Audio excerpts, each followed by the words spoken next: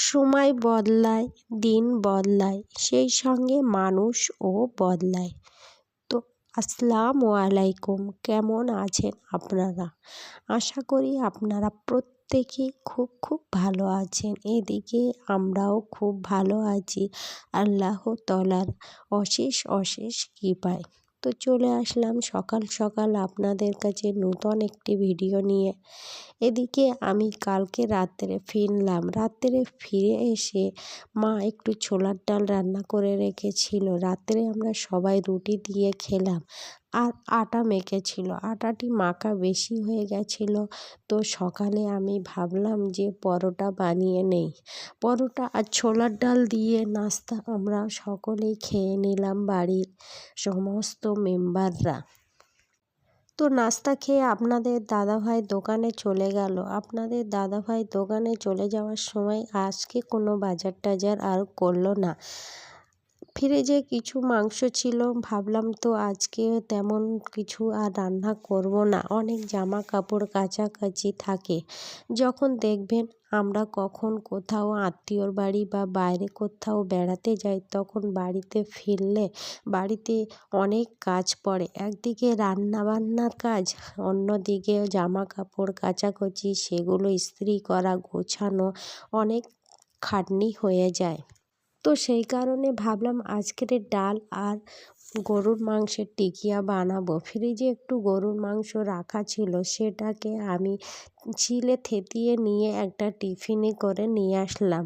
আর পেঁয়াজ কুচি, আমি যেখানে অবশ্য সবজি কাটাকাটি করি অবশ্য সেখান থেকেই সমস্ত রেডি করে নিয়ে এসেছি।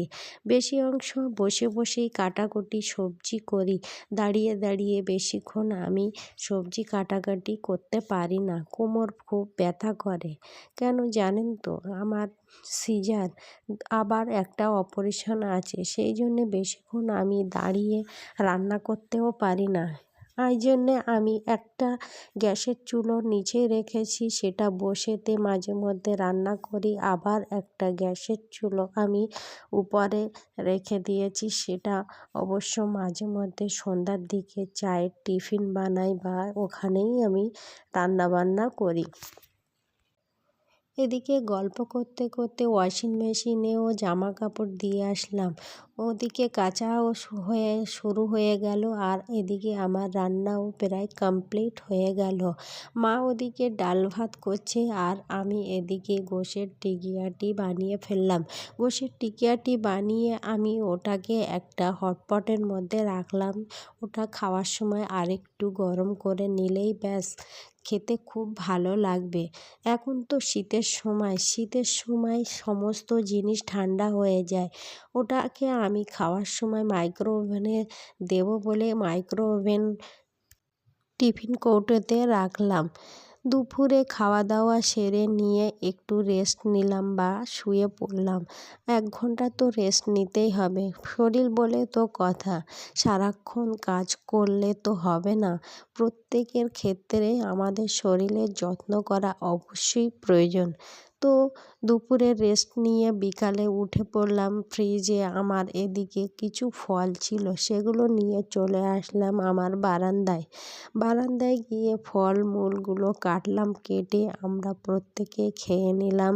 খেয়ে নিয়ে আপনার দাদাভাইয়ের জন্য একটা ছোট কন্টেনারে করে ফ্রিজে রেখে দিলাম। ঠান্ডার সময় তো কি হয়েছে, আপনাদের দাদাভাই ঠান্ডা ফল খেতে বেশি ভালোবাসে।